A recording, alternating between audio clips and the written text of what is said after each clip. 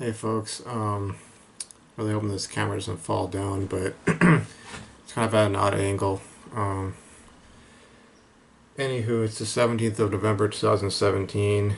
I'm feeling like mentally exhausted, to be honest with you. I have two more midterms, one on Monday and one on Tuesday.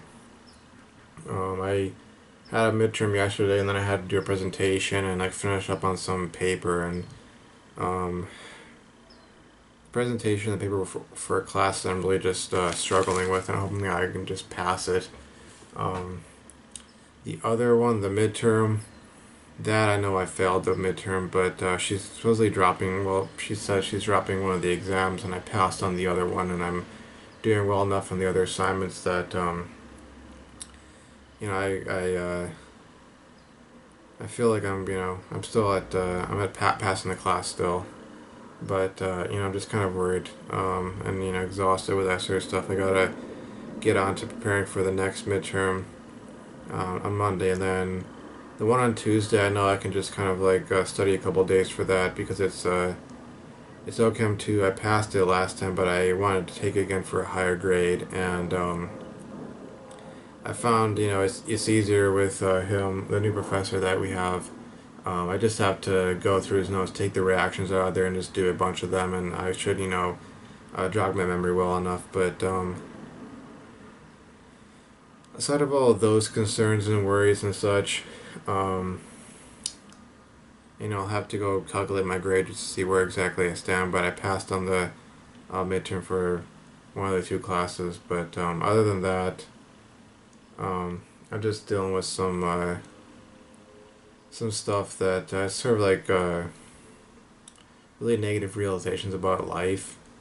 And it's like I'll go through some sort of ordeal, and I'll say like, "Oh, I'm over that. I finished that. I closed that chapter, or whatever." And it's just like it's some realization I had that with some things in life, as much as I would want them to be over and done with, just like I talked in another video about a lack of closure, I'm going to be tormented by certain things for the rest of my life, and definitely at the very least till graduation. Um, with my plan to obviously not get kicked out of the program, kicked out of school, that sort of deal. Um, but best case scenario, I make it to graduation, get that degree, end up hopefully getting married, all those sorts of things, get the job, get married, that sort of deal. Um, I want to say with a sense of like certainty that I'm gonna do that. I just had sort of experiences in life where I've gone with that attitude of I'm gonna do that, and then either that leads me to not doing the stuff I need to do to actually make it happen, or whatever happens and stuff doesn't work out. But I'm realizing with stuff, at least especially with certain people being around. I can use the example of that girl who I've talked about ad nauseum. Um, best case scenario, I pass the classes and I move on to the next level. She doesn't, and she gets kicked out of the program, which most likely, all things being what they are, I know that's probably not going to be the case. That would be best case scenario where I just don't have to see her again, and it's not because I failed, but because she failed and I passed, or whatever. Essentially, that I moved on to the next level and she didn't.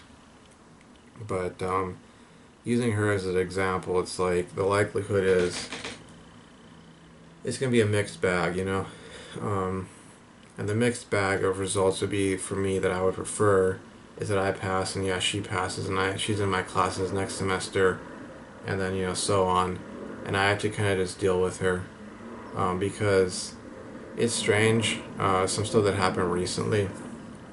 I got to a point where I was over things to a significant enough extent that if I saw her, it didn't immediately elicit an emotional reaction. I just kind of like walk by and just have sort of a blank stare on my face and just go on my business. And I decided to really start avoiding going to that specific room and just going about my day and just focusing on my work. And if I got really a lot of anxiety or stress or depression or whatever, or insomnia, I would just go and work out, do a cardio workout, which I'm planning on doing again today, because that's just one of those things I've found over the years that's really helped me deal with my anxiety problems. Just working out and getting those endorphins coursing through my blood, so to speak, and that would lower my blood pressure and cause me to relax a bit, and ease up.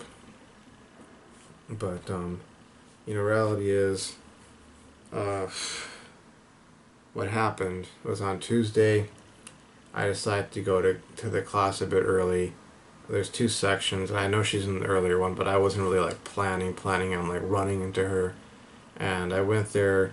That section ends around 2:45. Mine starts at 3, and I didn't want to be late that day because we were having the exam review. With the exam being on Thursday, meaning yesterday.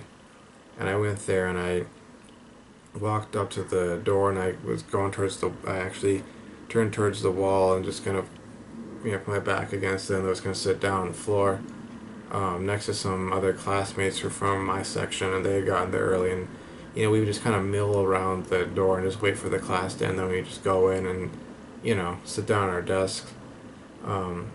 But apparently the timing was such that and it was weird because of the timing, but she was coming out of the classroom, and I saw her as I walked up to the door, and we made eye contact, and I just kind of was like, like this look, like not frowning or just like, I'm just here and I'm sitting down and I don't know you, you don't know me, you're from the previous section, like as if I'd never met her before. And it was weird because she got all like wide-eyed, not expecting to see me or something. And I just sat down and she walked by, and it's like she looked back 2 or 3 times at me, and then she went up to some other people from that same section, I guess, and was talking to them and occasionally looking back at me, and it was sort of a weird experience because that combined with this memory of me of her 2 or 3 weeks ago talking to someone about me saying, oh, it looks like he doesn't care anymore or something, just kind of gave me this weird vibe about the whole situation. And it's like my fear with a woman like her is that with the way things are these days, it seems like they can just cause all sorts of problems for you. And I suppose that's why a lot of guys decide to go quote-unquote MGTOW or MGTOW, however you want to pronounce it. It's just, ghosting essentially. They look at the situation and they go, the juice isn't worth the squeeze. I just want to get to graduation, get that degree, get that job, make that money, pay off my debt, build wealth, and just, have enough passive income that I can just, quit from working and go and explore the world and have fun and do things that are meaningful and fulfilling to myself, And, for some of us, we still include marriage and kids in that list of things, which is why you have people who, they're a purple pill, basically. They want to live a meaningful, fulfilling life, but one of the things that's meaningful, fulfilling to them is getting married and having kids, which increasingly has become difficult for a lot of guys to do because of the nature of, family law and whatnot, and social relations, intergender dynamics and that sort of stuff. So I had that experience, and it was like, after that class, I didn't go to the room. I made it a point, I've gotten to the point where, I can go a week or two without going there, and then for some reason I just decide to go there and just kind of check up on things and use one of the computers and get some work done, that sort of deal. But I went there yesterday after the exam, and I sat down and did some test correction. I didn't do test corrections for every single problem because I had limited time, and I'd had to put time into other things like test prep and then writing my part of this paper, and so I sat down there and I did the 2 problems that had the most points that I'd lost on the previous midterm, and I stapled that together, put that together, and decided, turn that in. But she was sitting in the back row, and I ended up sitting in front of her at an angle, but I didn't really I didn't choose to sit there, and so far as with her being there, it was because the other computers that were, I know there are some bad computers in there with the scroll wheel doesn't work on the mouse, or the mouse kind of it's kind of iffy, sometimes, you'll be moving it on the pad or so and on the desk and it'll work, and you can select different things with the cursor, and then sometimes it'll like die and you have to like bang it or like blow the dust out from the wheel or the sensor under there, and it's like I didn't I didn't want to have one of those computers because it just like I needed to get things done. I didn't need to be spending half my time trying to make the computer work.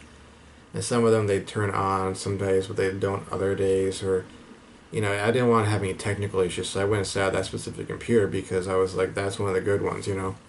And it was odd because again, I walked up to there. I see.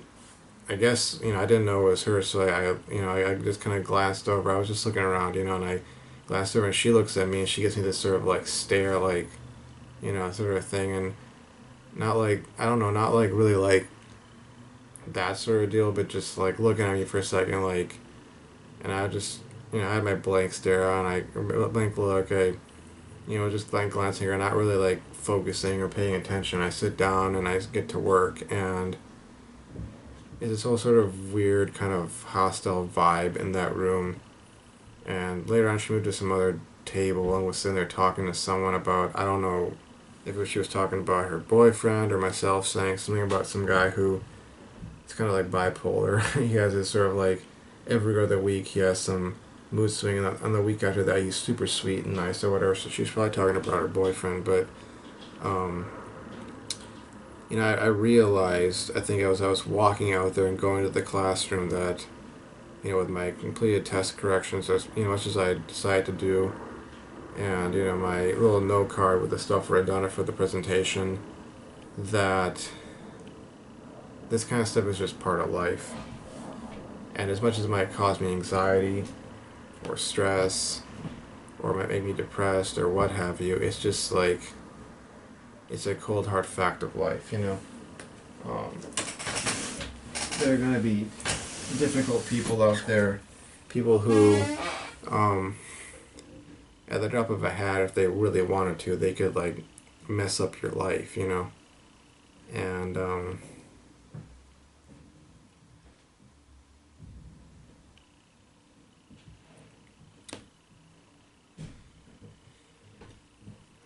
it's just like a part of the workings of things. And if I were to throw out another example that's actually not directly related to me, something did occur in that room. I think it was right around the time that I was actually in there. No, it was right when I was in there, actually. You see, when you get to senior year in an engineering program, you have your senior project. And so it's like this partnering between the engineering students and various local companies. And so it's kind of like a way of, I guess, not only learning how it is to actually work on an engineering team, but also building bridges with potential employers so they can kind of, try you out and vice versa and see how you tick and if they want to hire you after you graduate, that sort of deal. But a fight or an argument broke out between two members of this engineering team. And I guess what happened was there was some personal problem about like project details or workload or something, and between this guy and this girl. And the guy I know, I kind of know both of them, but the guy I know can kind of have a short temper and he can just kind of go off on people. But I guess what happened was they had a problem, and I guess he expected her to like confront him personally or talk to him personally, like one on one about the issue and just work it out in a kind of, I guess, almost like a man-to-man sense. But she decided to go, not even a man-to-man per se, just like an adult-to-adult, You're sitting across the table, discussing things, debating things, even having to argue stuff, and, he expected a more direct manner of, resolving the issue, but she decided to, kind of, to borrow a term from, I guess, the military or my experience in ROTC, she had to jump the chain of command, basically go to the professor who was in charge of the class that they had their senior project with, and complain to him about it, and basically say like, I don't want to be in this group, I'm having issues with this guy, please put me in a different group. And somehow she got signed off to switch groups, and then it turned out that wasn't allowed or something, so she got put back in the group. And he was ticked off about this, understandably, because it was like, you didn't solve this or resolve this with me. You went over my head and you tried to. I guess he felt like he was being stabbed in the back. So kind of like you're stabbing me in the back. I'm not gonna hold back and say things nice or use nice words or whatever. I'm pissed off.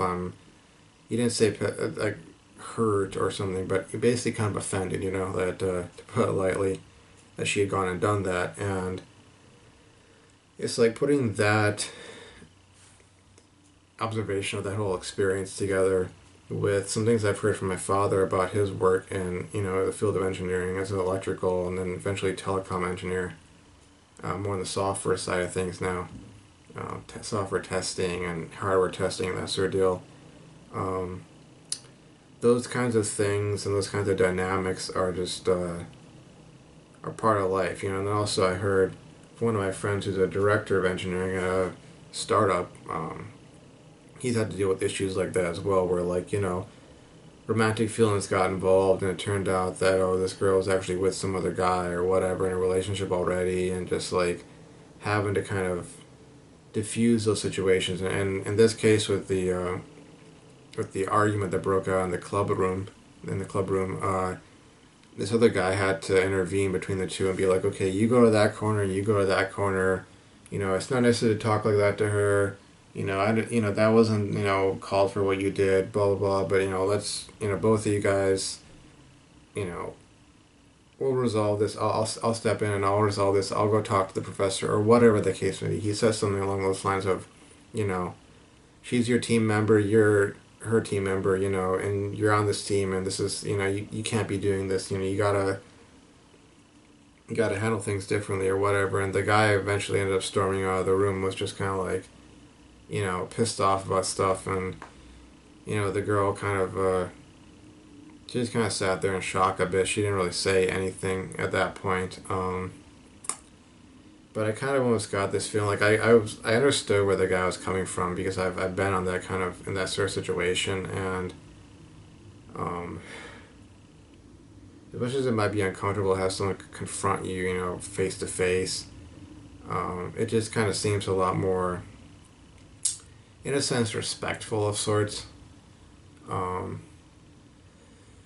Because it's like, then they're saying that they know you can take it and understand it and handle it, but it's like, oh, if they think that they have to go over your head to talk to your boss or whatever, it's like, you think I'm unable to get this sort of stuff or work things through or whatever, and I appreciate the guy who stepped in, tried to resolve things, but at the same time, it almost had the feeling of like the issues I've had with some women where it's like they have to stir up the pot, so to speak, of conflict within a group, because they want drama and attention. And I say some women, not all of them, obviously. There are enough who don't do that kind of stuff, who are mature enough and whatnot, but some of them.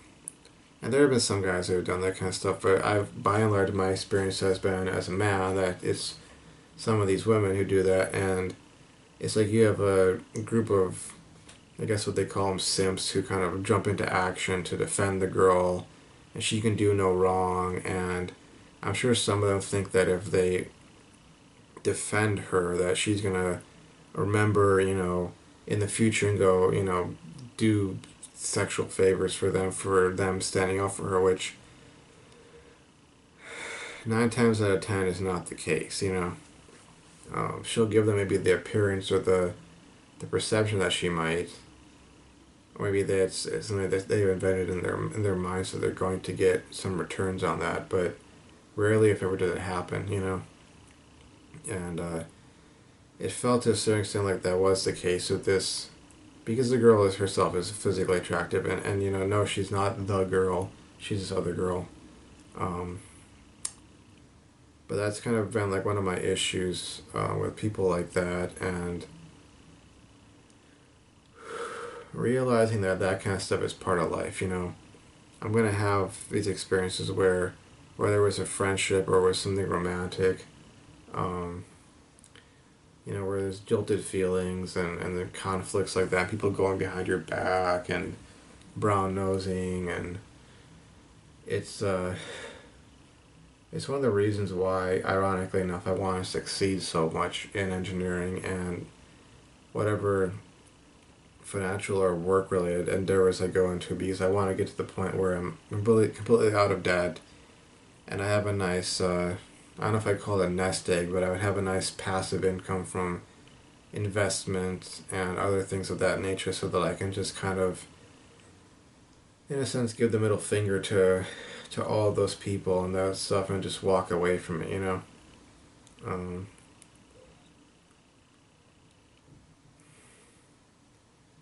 because I couldn't see myself having to deal with that sort of stuff forever, you know, until the day I die, you know. And the deeper realization, of course, is to reiterate it, is like, I'm just somehow going to have to cope with all this, you know. It's something that Nofap in general has taught me, is that you're going to have to deal with frustration and anxiety and those sorts of things and what they call quote unquote urges. And it's just kind of part of the process of life, you know. And there are times for venting about bad things in your life. There's time for celebrating the good things in your life and stuff of that nature. But it's life, you know. And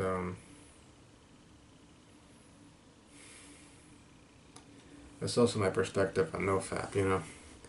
I have issues with the pickup artist approach to NoFap, where, and I think I had discussed this in the past, where they think, you know, you do NoFap, you do a certain way, cold showers in the morning, hot showers in the evening, you know, working out, all this kind of stuff, and like you'll magically be macking on girls or whatever the hell.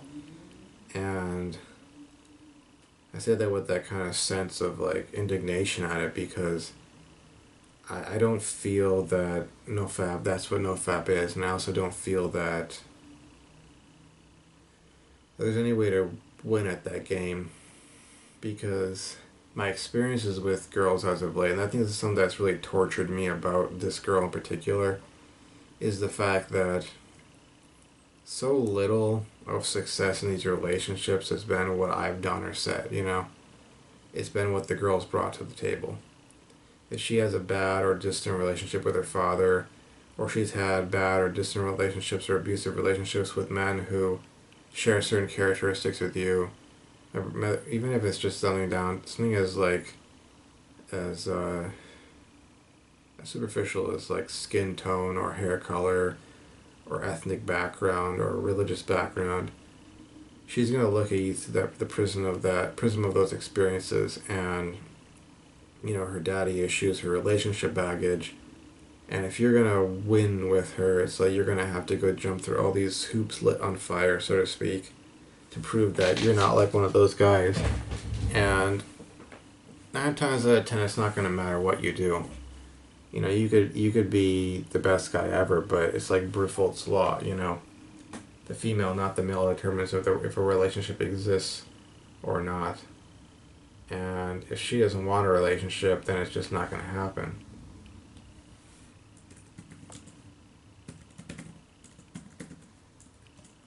So it's kind of like, you know, the best thing you can do is really just take care of yourself and take care of your priorities. Not that relationships can't work or they can't happen, but you know, it's like you have your known stuff to do and not to do when it comes to a girl or a woman. You know, say this, don't say that, dress like this, don't dress like that.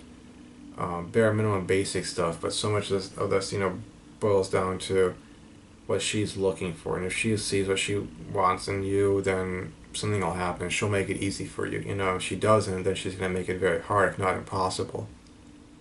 And, you know, it's a sad fact. Like, you know, with this girl, like, if I was single when I had met her, I would have wanted to date her and I would have pursued things. But accepting the fact that I have my own stuff holding me back, my own past negative experiences that have allowed me or led me to feeling a sense of resignation when it's come to women like her, where I feel like the ones I find myself attracted to will never want me because of insert X, Y, and Z reasons, you know. Um, all those things not being in the case, I would have pursued things with her, but it's like, I have to realize that things were never going to happen, you know, in many ways.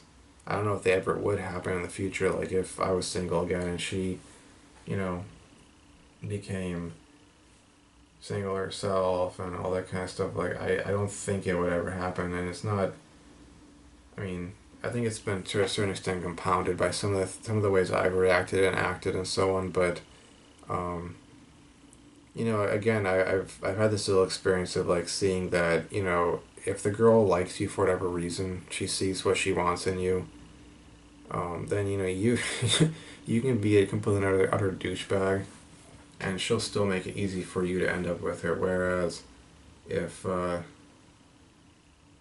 if she doesn't see what she wants in you, then it doesn't matter how great of a guy, how sociable you are, you're not going to really have a chance with her. And it's a hard thing to deal with, because, this being a Nofap channel, I like to try to relate these things back to Nofap, and I think this is how I'm relating it back to it. So much of why PMO is an issue for men far more than it is for women is because of the lack of an outlet for those desires, lack of a natural, healthy, normal outlet for so many guys. That's probably why a lot of guys get obsessed with sort of pickup artistry while they're on Nofap, and they want to look at Nofap as this thing that's going to like solve that problem. Like if they don't have a sofa in their in their house, in their living room, so they have their own place, they're going to go looking for that sofa store that sells the kind of sofa they want, and once they get that sofa, then the sofa problem is solved. To borrow that example from Fight Club, they want to look at Nofap as as the means or the methods to solve the girlfriend slash fiance slash wife slash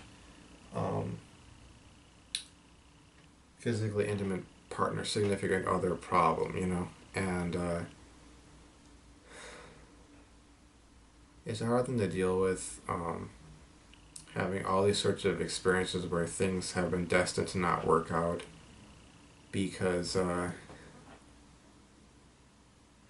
relating to NoFap, and this is why I find it, that PMO is such a problem for men, and NoFap is such a thing for them, because it's far harder for your average guy to get a girlfriend, to get a fiance, to get a wife, who is going to be willing to, help them in that aspect of their life, where they'll have that release, where they'll have that freedom, or that release from that frustration, than it is for, I would say, from what I've seen. This is, at my male perspective.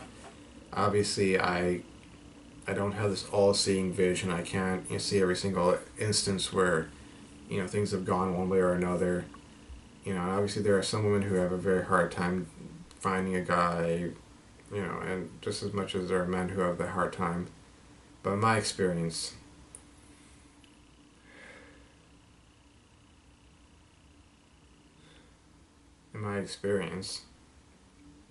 it's far harder for a guy to find that sort of release or that sort of relationship. And because of that, PMO becomes so addictive, because it's a way of easily getting that release. And NoFap, telling a guy to go on NoFap when he doesn't have a guarantee that at the end of the 90 days or the 180 days or the 365 days or whatever, that he's going to have that outlet, for his natural human desires, is a real challenge. And in many ways, it's asking a lot from a guy to tell him, okay, do this for 365 days or 90 days or 10 days or whatever. And you got to kind of give him that promise that, okay, at the end of the day, at the end of these days, you're going to have all these things, and it's not guaranteed, just like everything in life, except for death and taxes, So I feel that my struggle on this path in NoFap is compounded by the fact that I've had to really realize and somewhat contend with and make my peace with the fact that things are that much harder, you know? And I think as well, that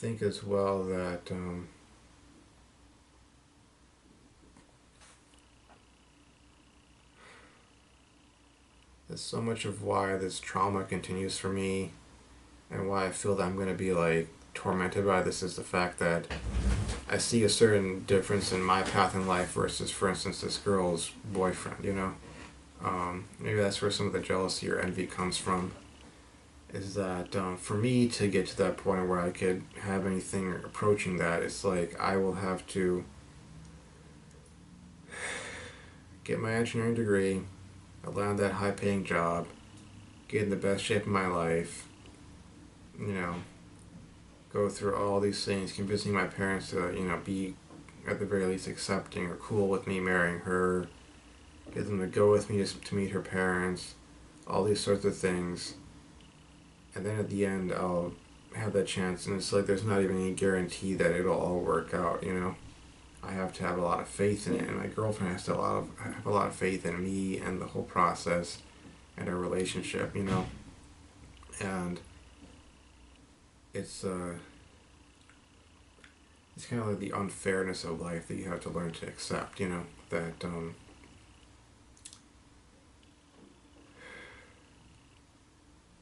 that some people will have to run 10 laps around the track in order to get the same reward that somebody else got from running one lap around, you know? And it's just, you know, these realizations and these things I'm having to learn to contend with and make my peace with and accept, you know? And keep on struggling and not giving up even though it's not fair, you know? So anywho, I think I'm going to end this video now and then upload it because I'm cleaning up my room. I'm going to take my stuff down to the laundromat and wash the laundry, take out the garbage. Just get some things done today that'll help me, you know, get my momentum up because I got those 2 midterms and I've got to finish this semester strong. So, let's see you folks around. Thanks for watching, and I know I don't necessarily always have positive messages, but, you know, at this point in time, my whole Nofap journey is all about dealing with these sorts of things because that's what got me, you know, where I'm at right now. So, see you folks around. Bye.